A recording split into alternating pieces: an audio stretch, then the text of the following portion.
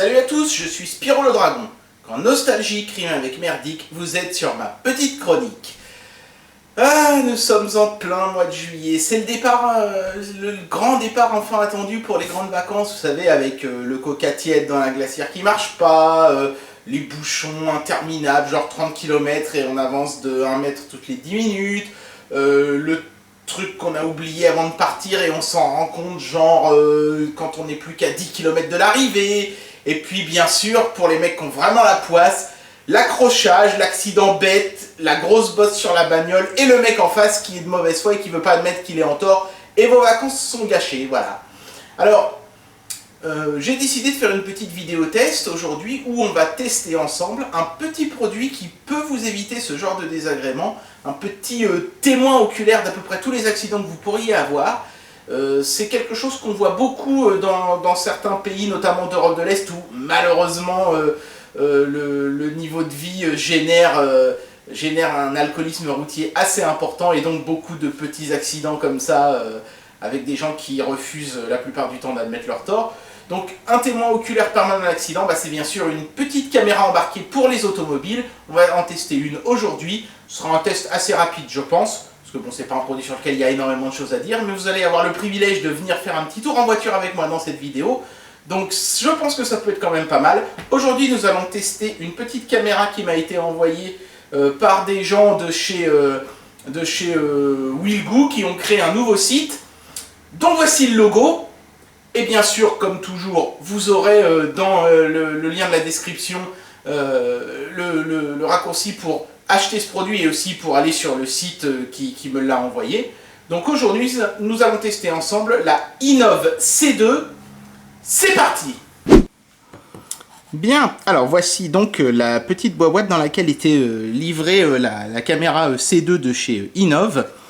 À noter quand même que le site web m'a aussi joint dans la boîte ce sachet. Alors, apparemment, ça aurait dû être dans une boîte plus grande, si j'ai bien compris, puisque l'emballage de cette caméra-là n'est pas le bon. Hein. Je vous ai dit qu'on allait tester la C2, et ça, si vous regardez bien, c'est le carton de la C1. Donc évidemment, les informations qui sont écrites sur cet emballage sont en grande partie pas bonnes, pas les bonnes. En grande partie les bonnes aussi, parce que la C2 n'a, si j'ai bien compris, qu'une variante de design par rapport à la C1. Donc voilà. Qu'est-ce qu'on peut dire? Il n'y a pas grand chose, hein. Le C2 a été griffonné ici au styléo. Ils n'ont pas coché la case, mais c'est une caméra noire qui se trouve dans la boîte. Bon, c'est assez basique. La caméra filme effectivement en Full HD 1080. Ça, ce sont des choses qui sont correctes d'ailleurs sur l'emballage, donc je vais vous montrer. Hein. Donc, nous disent-ils, hein, la caméra multifonctionnelle stylisée Inov C1, donc moi en l'occurrence c'est la C2, fonctionne comme une caméra portative de sport, d'automobile. C'est d'ailleurs surtout cette fonction-là, hein, je vais vous expliquer pourquoi d'ailleurs tout à l'heure, qui est la plus utile. Caméra photo, webcam et clé USB, des fonctionnalités remarquables, nous dit-on. Bon, utiliser ça comme une clé USB, oui, effectivement, c'est possible, mais c'est un petit peu étrange. Hein, je vois pas bien l'intérêt, personnellement. Mais effectivement, sinon, toutes les autres fonctions me semblent acceptables. Sauf que pour l'aspect sportif, je vais y revenir, hein, mais quand on va sortir la caméra de la boîte, on va en reparler de ça. Mais ça me paraît être une fonctionnalité plus secondaire qu'autre chose, à vrai dire. Hein. Donc la caméra filme en Full HD à 30 frames par seconde ou en HD Ready, c'était en 720p, à 60 frames par seconde. Donc vous choisirez ce que vous préférez, une plus grande fluidité ou une plus grande résolution. Le capteur fait 3 mégapixels. Quand on prend des photos, donc elles font cette résolution-là.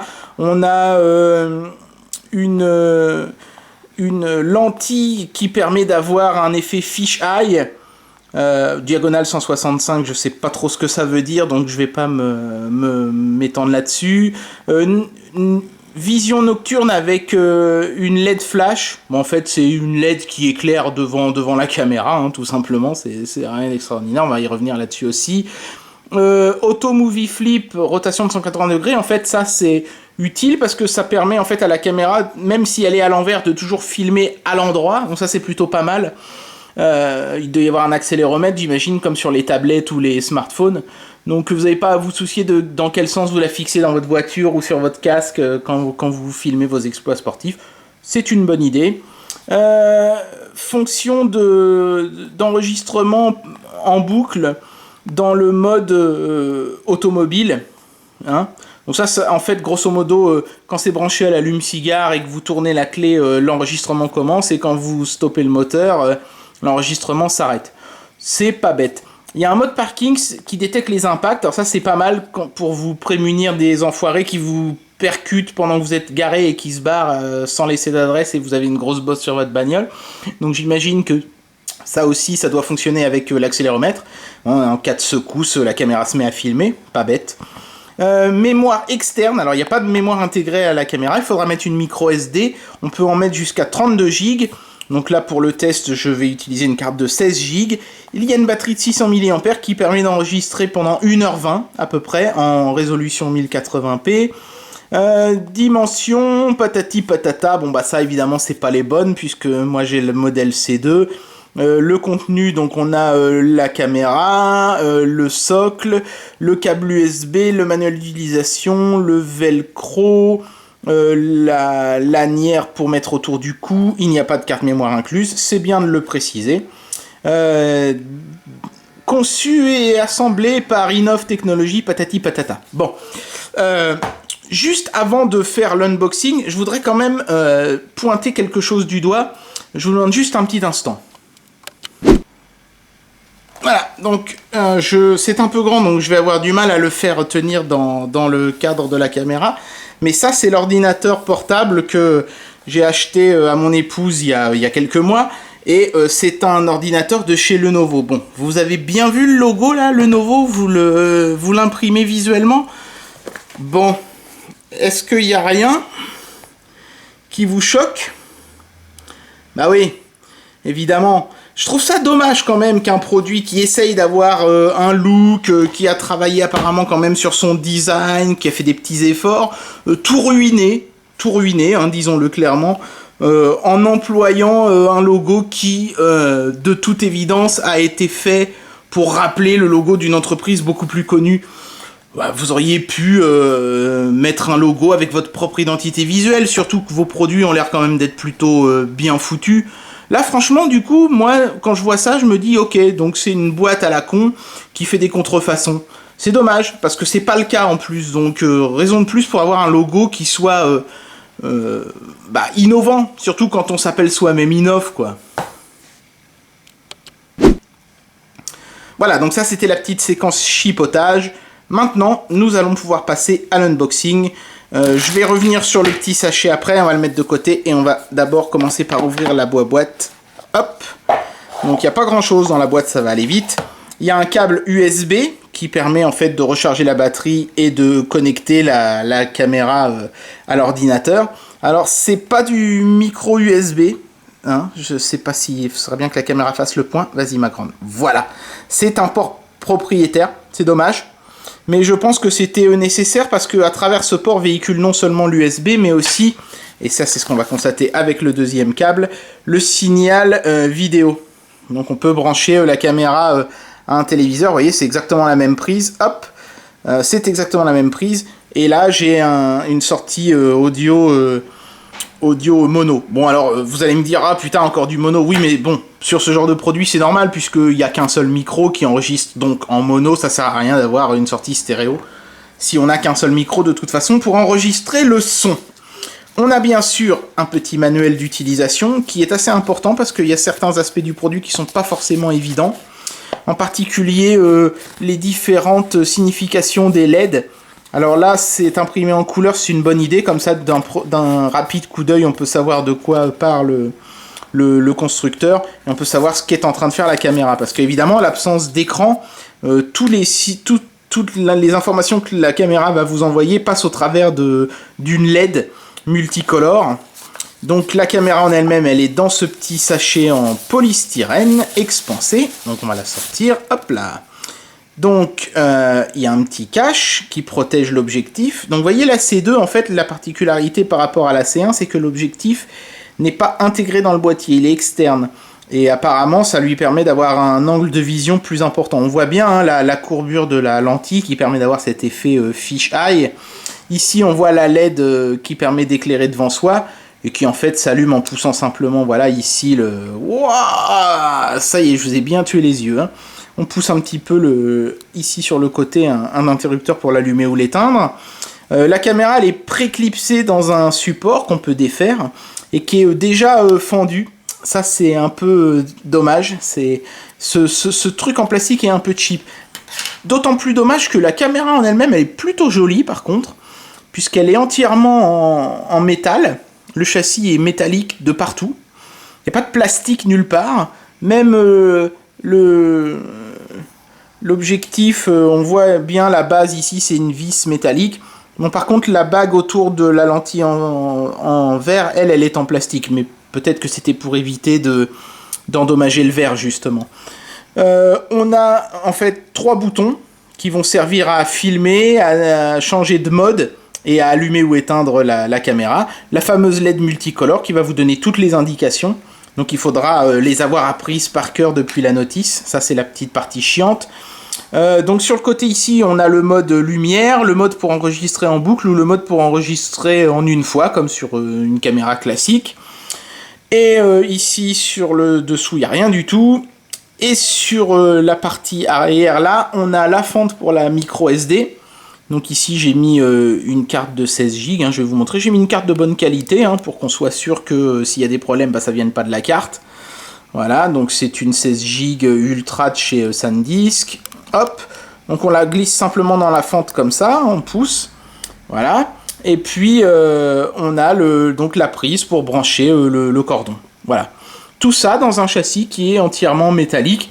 Donc, qui doit pas trop mal se débrouiller en cas de choc, j'imagine. Par contre, pour l'usage sportif, hein, je vous avais dit, pour moi, c'est plus secondaire qu'autre chose. Pour moi, ce truc-là est clairement une caméra à embarquer dans un véhicule. Pourquoi ? Parce que autant le châssis métallique doit pas trop mal résister au choc, je pense, autant la caméra n'est clairement pas étanche. Hein. Ne serait-ce que par le simple fait que ici le connecteur est à nu et que là on a la fente de la carte mémoire qui est comme ça directement visible. Et il n'y a rien pour englober la caméra dans une coque en plastique comme on peut le voir sur les GoPro par exemple. Donc là, si vous faites des sports aquatiques par exemple, cette caméra, vous pouvez directement l'oublier. Ou alors faut jamais vous casser la gueule, ce qui me paraît quand même assez hasardeux. Bon, et ben vous savez ce qu'on va faire. On va utiliser cette caméra dans ma voiture, mais avant de faire ça, un petit mot évidemment sur ce qu'il y a dans le sachet. Alors ça, j'imagine que ça devrait être dans l'emballage de la C2, mais comme j'ai reçu l'emballage de la C1, ils me l'ont mis à côté dans un petit sachet refermable. On a la fameuse lanière, bon, qui est d'assez mauvaise qualité, disons-le directement. Donc on a un câble USB comme celui qu'on avait dans la boîte de la caméra, mais beaucoup plus long, comme vous pouvez le constater. Et ça, c'est une bonne idée, parce que si par exemple vous voulez filmer la lunette arrière de votre voiture, il va falloir que le câble aille de votre allume-cigare jusqu'à l'arrière de votre bagnole. Donc c'est bien d'avoir un câble, je sais pas, à vue de nez, celui-ci doit faire 2 mètres, peut-être même 3. Donc ça, c'est plutôt une bonne chose. Même si vous avez un véhicule assez imposant, vous pourrez filmer à peu près n'importe quel côté de votre véhicule sans problème. Bonne initiative que d'avoir mis ce cordon rallongé. On a un chargeur allume-cigare, bien sûr, pour la voiture. Bon, moi j'en ai déjà un, donc je me servirai pas de celui-là. Et à vrai dire, je m'en servirai pas aussi parce que je sais pas si je vais arriver à le filmer, j'espère. Mais on voit les composants électroniques, je sais pas, voilà, vous voyez, on distingue une bobine en cuivre, regardez bien en dessous là. L'électronique du chargeur, on voit à côté aussi, il y a un condensateur. L'électronique du chargeur, elle est visible par les trous du ressort ici qui fait contact dans l'allume-cigare. Ça m'inspire pas des masses confiance. Et en plus, sa légèreté n'est pas vraiment non plus synonyme, je pense, d'une très grande qualité. Même le ressort avant, il est très raide. Il s'enfonce à peine dans le machin. Donc moi, je me servirai pas de celui-ci. Bon, néanmoins, il y en a un qui est fourni, ça fait toujours plaisir. Et puis, on a une ventouse indispensable, hein, évidemment, pour que vous puissiez fixer cette caméra quelque part dans votre voiture. Et la bonne surprise, cette ventouse, elle est d'assez bonne qualité, je trouve. Donc ici, on voit la rotule, qui est ouais, un petit boulon qui tourne et on peut la mettre plus ou moins dure. Donc ça, c'est bien. Et puis surtout, on va enlever le petit film protecteur, hop.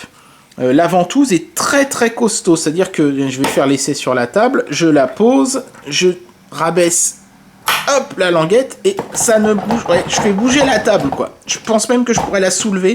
La ventouse tient très très bien. Ensuite, pour la défaire, on relève ici, tac, et elle se défait toute seule.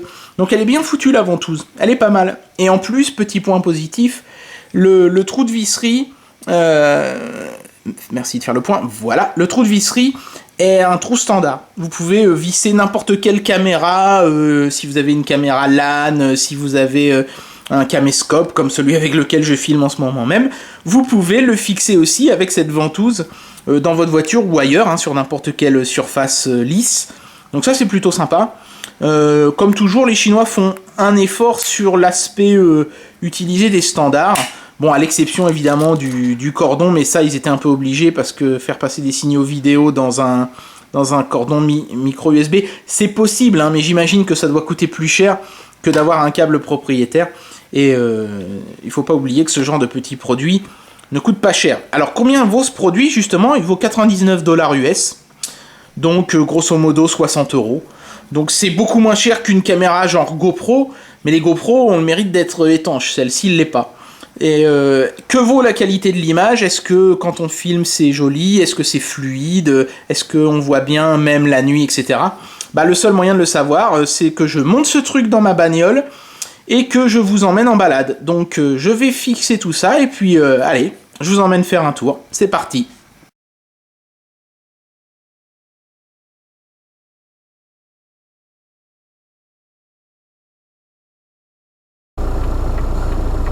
Bon voilà, je sais pas si vous allez bien m'entendre et tout, parce que c'est vraiment le tout premier essai que je fais avec la caméra. Donc là je me suis mis sur une route de campagne un petit peu. Pourquoi une route comme ça? Parce que à chaque fois que la caméra va filmer une plaque d'immatriculation, il va falloir que je la floute. Et comme j'ai peur que ça me prenne un temps fou s'il y en a trop, bah, je me suis dit que j'allais prendre des petites routes peu fréquentées. Voilà. Puis en plus, comme ça, vous aurez un chouette paysage. Et avec un peu de chance, on se tapera peut-être une biche. Donc bah voilà, on va faire un petit tour ensemble hein, dans ma voiture qui est une Toyota Yaris diesel. Là, la clim est en fonction, donc vous allez peut-être l'entendre un petit peu, je sais pas, on va voir. Je coupe les warnings et c'est parti. En plus, vous avez de la chance, il fait super beau aujourd'hui. C'est normal, hein. Début juillet en général, c'est comme ça. Tout à l'heure, il y a eu un petit coup de tonnerre quand même. Mais je pense qu'il ne devrait pas flotter. Alors, j'ai pas nettoyé la voiture, hein. Le pare-brise est un peu crado et tout, mais j'en ai fait exprès. Je voulais filmer vraiment dans des conditions, on va dire, habituelles et pas dans les conditions idéales. C'est pas significatif, quoi. Je veux dire, le mec qui va utiliser la caméra, il va pas forcément avoir à sticker sa bagnole à fond juste avant. Donc voilà. Donc comme vous pouvez le voir, c'est très bucolique par ici, hein, et j'ai déjà vu des biches traverser par ici, donc je sais pas, vous aurez peut-être de la chance. Ça m'étonnerait, hein, en général à cette heure-là de la journée, on les voit pas de trop. Vous allez entendre aussi pas mal de boucans à l'arrière de ma voiture, c'est parce que c'est ma voiture de travail et il y a plein de bordel derrière qui se balade. Faites abstraction de ça. Puis en même temps, je me suis dit que ça pouvait être intéressant d'avoir des bruits ambiants, voir un peu comment le micro est sensible. Est-ce qu'on entend les trucs se balader dans le coffre derrière et tout? En plus, il y a pas mal d'épingles à cheveux sur cette route, elle est intéressante pour ça. Voilà, donc j'ai aucune idée de ce que vous êtes en train de voir, hein. Moi, j'ai absolument aucun retour vidéo sur ce genre de petite caméra. Alors par contre, ce que je peux déjà vous dire, c'est que le mode de déclenchement automatique a pas l'air de marcher avec ma voiture. C'est-à-dire que quand je mets le contact, ça fonctionne, ça s'enclenche. Mais dès que je tourne la clé à fond, ça s'arrête. Du coup, le fichier vidéo a même pas le temps d'être créé, quoi. Donc il n'y a rien sur la carte. Donc bah, je suis obligé de démarrer manuellement. Par contre, quand je coupe le contact, là ça fonctionne, ça arrête bien l'enregistrement. Donc du coup bah, j'ai carrément enlevé le câble. Comme ça en même temps je teste un peu l'autonomie de la batterie. et je pense que comme ça ce sera plus simple pour tout le monde. Voilà.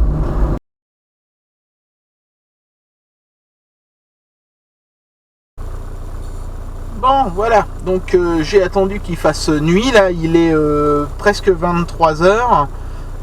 Il y a encore quelques lueurs de jour au loin, mais bon, ça posera pas de problème pour le test qu'on s'apprête à faire.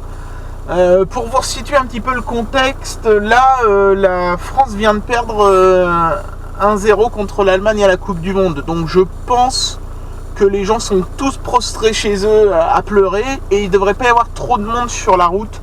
Donc ça tombe bien, puisque bah, c'est ce que je voulais avoir comme condition. Je vais pas aller très loin, hein, comme il est tard et que j'ai pas vraiment que ça à foutre. Donc je pense que je vais aller jusqu'au bout de la rue, peut-être aller faire un petit tour sur le parking du supermarché, et puis on reviendra tranquillement dans l'autre sens. Ça fera un test assez complet, je pense. Voilà. Donc ça va nous permettre de voir un petit peu comment, avec de l'éclairage urbain quand il fait nuit, et sans éclairage urbain, parce que le parking du supermarché, sauf erreur de ma part, lui il n'est pas éclairé, est-ce qu'on voit quelque chose ou pas avec cette caméra. Voilà, c'est un petit peu le but de ce test là tout de suite. Ok, alors un petit truc intéressant aussi, j'ai laissé la caméra dans la voiture toute la journée, il a fait un soleil de plomb, et donc du coup je teste aussi en même temps la robustesse et la résistance de la caméra vis-à-vis des fortes chaleurs. Ça peut être intéressant pour les gens qui comptent laisser la caméra en permanence dans la voiture. Même si je vous le conseille pas, parce que une fois qu'elle est sur son petit socle, elle a un petit look sympa dans la voiture, je dois dire, hein. Et je pense que ça pourrait attirer la convoitise des voleurs.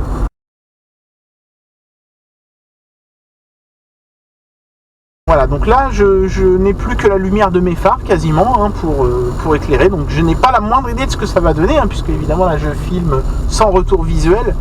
Donc je vais faire un petit tour, voilà, en direction du supermarché. Bien sûr je ne vais pas rentrer, parce que là j'aurais quelques problèmes, je pense, si je faisais ça. Là les mecs, s'il y a des mecs qui me voient en train de faire ça, les vigilotes, ils vont se demander mais si je suis pas en train de repérer pour faire un braquage. Non, je fais une vidéo pour YouTube. Putain, va expliquer ça aux mecs. Bon, bien. Allez, on va revenir tranquillement dans l'autre sens. Bon, c'est bien, j'ai pas croisé trop de monde, je suis plutôt content de moi. Voyez comme quoi, bon, on a perdu à la Coupe du Monde, mais au moins ça m'aura permis de faire cette petite portion de la vidéo sans problème. Donc, vous voyez, il faut toujours voir le bon côté des choses, hein.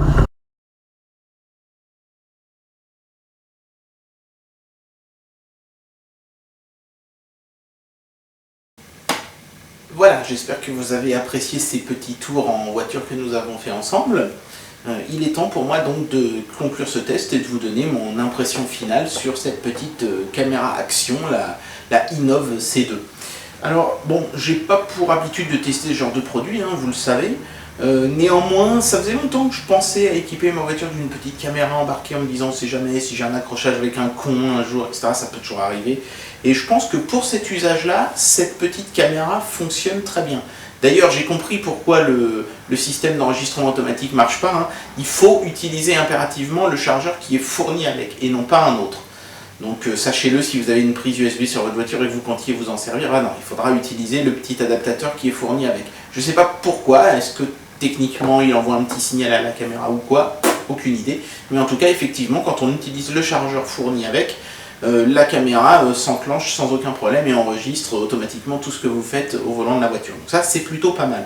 Le grand angle fonctionne très bien, on a vraiment une vision d'un bout à l'autre du pare-brise, y compris en haut et en bas. J'ai été étonné puisqu'on voyait même des éléments, je crois, le bas ou le haut, je sais plus, de mon tableau de bord, alors que pourtant la caméra était vraiment bien collée quasiment à la vitre. Non, c'était vraiment pas mal à ce niveau-là. La nuit, ça passe aussi, l'image est assez claire et nette. Bon, par contre, évidemment, il y a du bruit sur l'image, que ce soit d'ailleurs en nuit ou en jour. En jour, il y en a beaucoup moins, mais il y en a quand même un petit peu. Si vous comptez utiliser cette caméra comme une caméra action, puisque c'est quand même le terme qu'ils ont donné à cette caméra, action, déjà, vous pouvez éliminer d'office tout ce qui est sport aquatique et aussi le ski. Ouais, parce que la neige, c'est de l'eau, hein, à la base. Je doute fort que cette caméra soit étanche. Il est même clairement évident qu'elle ne l'est pas. Alors, je sais pas s'il y a une option coque étanche ou quoi que ce soit pour cette caméra-là. Je suis allé faire un tour sur le site, j'ai pas vu. Donc, s'il y a un accessoire, pourquoi pas. En attendant, je vous déconseille cette caméra pour tout ce qui est sport où on risque de se mouiller un petit peu. Pour les autres types de sport, automobile, moto, vélo et compagnie. Pourquoi pas, hein, c'est une petite caméra qui a l'air robuste avec un châssis en acier, donc ouais, pourquoi pas. La qualité de l'image est quand même pas celle d'une GoPro, hein, c'est pas cristallin, c'est un peu bruité comme je disais à l'instant, mais ça reste quand même très acceptable pour une petite caméra qui, ne l'oubliez pas, ne coûte que 60 € quand une GoPro coûte ouais, facilement 5 fois plus cher, quoi. Donc voilà, on en a pour son argent, on n'est pas volé.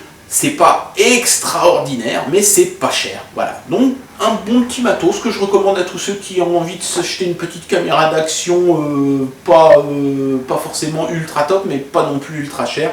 Voilà, si vous avez un petit budget, que vous voulez quelque chose de potable, pourquoi pas.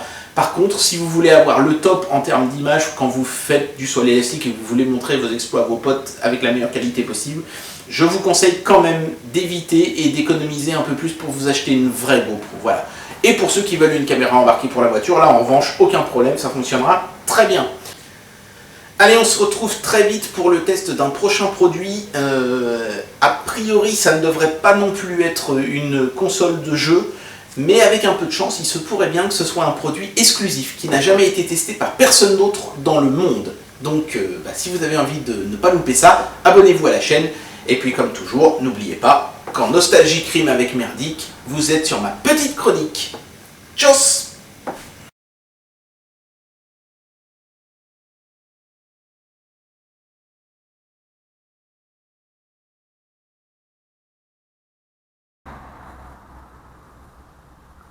Voilà, donc je fais une ultime vidéo avec la mini caméra. Là, je me suis mis en fait dans l'obscurité la plus forte possible, compte tenu des circonstances actuelles. Hein. Il y a un petit peu d'éclairage urbain malgré tout. Et en fait, je pense que je vais filmer vers le bas, le sol, parce que c'est ce qu'il y a de plus sombre. Et je vais allumer la petite caméra, la petite lumière, pardon, pour voir un petit peu si ça aide vraiment quand on est dans la nuit noire, pour y voir quelque chose. Alors attention, je mets la lumière maintenant. Voilà. Donc je vais avancer en filmant les merdes de chiens dans la pelouse. Ça va être super intéressant. Mais bon, la loupiote est quand même assez puissante. Enfin, c'est une LED blanche ultra lumineuse. Hein. Je pense que vous voyez un petit peu ce dont il peut s'agir. J'espère juste que je ne vais pas tomber sur un couple illégitime dans les fourrés là, en train de se faire des gâteries, parce que ça peut devenir gênant, voire même dangereux. Hein. Mais bon, voilà, vous pouvez voir un petit peu ce que ça donne quand on se filme dans l'obscurité la plus totale avec ce genre de petits gadgets. Voilà. Donc c'est juste histoire de vous montrer ce que ça donne.